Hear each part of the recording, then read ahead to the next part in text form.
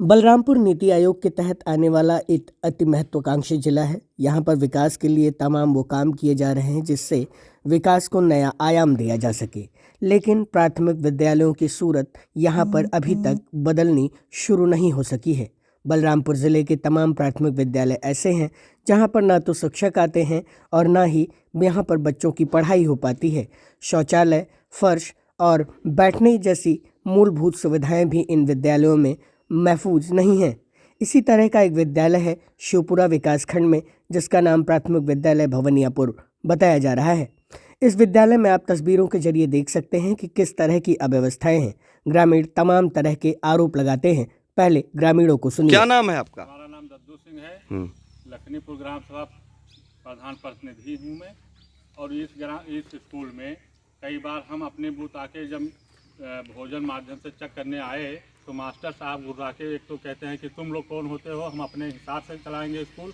और स्कूल में वो बराबर आते नहीं हैं। जब कोई आता है तो एक लड़की है वही पढ़ा रही है गांव की, उसके बाद में मास्टर साहब 15-15 दिन नताई करते हैं बाहर, क्योंकि उनके पास बहुत ज़्यादा काम है। तो अगर जब ज़्यादा काम है तो ऐसे सही कहा मास्टर साहब के हम लोग को जरूरत ना है। कोई दूसरा टीचर आवे जो बच्चन के पढ़ावे, बच्चन के भविष्य सही करे। रंगाई पुताई हमारे ग्राम सभा में 3 स्कूल है, 3 स्कूल में है 2 स्कूल के रंगाई पुताई होएगा है। ये है एक स्कूल बाकी है कि रंगाई पुताई नहीं होता है। इसके लिए पैसा गवर्नमेंट के पास है, ये नहीं है। कहते हैं कि उल्टा चीज बतवाते हैं तो मार झगड़ा करे तो मुकदमा लिखावे, इससे अच्छा है कि ना हो पावे।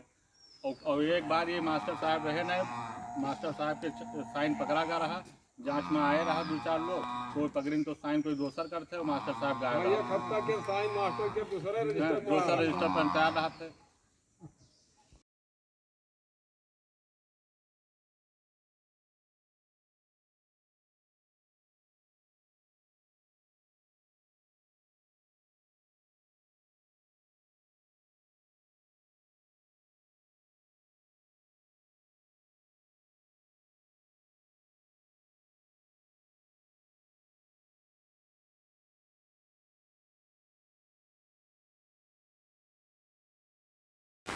प्राथमिक विद्यालय भवनियापुर शिक्षा क्षेत्र शिवपुरा में पढ़ने वाले बच्चों का भविष्य भी राम भरोसे है। यहाँ पर तैनात मास्टर साहब कई महीनों तक गायब रहते हैं। बताया जाता है उनके पास बहुत सारे काम हैं, इसलिए वो विद्यालय में यदा कदा ही आते हैं। बताया जाता है कि विद्यालय की स्थिति के लिए भी मास्टर साहब ही जिम्मेदार हैं, क्योंकि उन्होंने ना तो यहाँ पर कायाकल्प योजना लागू करवाई और ना ही बच्चों को शिक्षित और निपुण बनाने की जो योजना है उस पर ही काम किया। इसलिए बच्चे भी उन पर खूब आरोप लगाते नजर आ रहे हैं। बच्चों को सुनिए। आप बच्चे प्राथमिक विद्यालय भवनियापुर में पढ़ते हो? अपना अपना नाम सब फटाफट बोल दो। मेरा नाम आदित्य। किस क्लास में पढ़ते हो भी बताया करो। आप लोगों को फल दूध मिलता है नहीं मिलता है? कभी मिला नहीं मिला? और यहाँ तैनात मास्टर साहब हैं गिरजेश तिवारी, जो पढ़ाने आते हैं नहीं आते? कितने दिनों तक नहीं आते हैं? 1 महीना। अच्छा, कौन पढ़ाता है?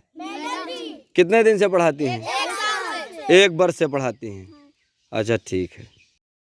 कहने को तो ये विद्यालय कक्षा 1 से 5 तक संचालित किया जाता है, लेकिन यहाँ पर पढ़ाने के लिए महज 1 मास्टर हैं। तकरीबन 100 बच्चों के पंजीकरण वाले इस विद्यालय में ना तो शौचालय है, ना ही पानी पीने की व्यवस्था, और ना ही इसको कायाकल्प योजना के तहत रीबिल्ड किया गया है। यहाँ पर पढ़ाने के लिए एक बाहर से अध्यापिका रखी गई है जो मास्टर साहब के लिए काम करती है, और वह लगातार बच्चों को पढ़ाने का काम करती है। उसे तो ये भी नहीं पता कि वो यहाँ पर क्यों रखी गई है और उसे यहाँ का चार्ज कैसे दिया जा सकता है। फिलहाल ये मामला अब गंभीर होता दिखाई दे रहा है, क्योंकि बिना किसी आधिकारिक नियुक्ति के ये लड़की इस विद्यालय में पढ़ा रही है और लगातार बच्चों के साथ इसका समन्वय बना हुआ है, और ये विद्यालय के तमाम सरकारी कामकाज में अपना हस्तक्षेप स्कूल के चलावत है। सर जी चलाओ, सर जी गए, हम चला रहे हैं? हम चला रहे हैं। आप चला रहे हैं? हाँ। यानी कि आप इसमें कोई सरकारी संस्था से हैं? नहीं, हाँ। सर रखे हैं मुझे। हैं? सर रखे हैं मुझे। सर रखे हैं? क्या आप स्कूल चलाओ? सर आते हैं, हाँ। हम भी रहते हैं, सर अकेले हैं। अच्छा सबको और भी जिम्मेदारी रहती है। अच्छा, यानी कि सर जी प्राइवेट आदमी के हाथ में स्कूल दे के जा सकते हैं। क्यों? प्राइवेट व्यक्ति के हाथ में स्कूल दे सकते हैं। क्यों? क्यों हाँ, क्यों दे सकते सर हैं? जाने ना, और सर से पूछ लेना चाहिए। सर रहते आपको आना चाहिए सर के पास। तो एक तरफ जहां पर केंद्र और राज्य सरकार द्वारा बच्चों को निपुण बनाने के लिए योजनाएं चलाई जा रही हैं, वहीं दूसरी तरफ आप देख सकते हैं कि यहां पर तैनात शिक्षकों और कर्मचारियों द्वारा किस तरह से बच्चों का शोषण किया जा रहा है। अब देखने वाली बात होगी कि इस पर जिला अधिकारी और बीएसए क्या कार्रवाई करते हैं, क्योंकि मामला बेहद ही गंभीर बताया जा रहा है और ग्रामीण गुस्से में हैं। ऐसे ही खबरों के लिए आप डिकोडिंग डेमोक्रेसी के साथ बने रहिए। हमें लाइक करिए, शेयर करिए और सब्सक्राइब फॉलो करिए।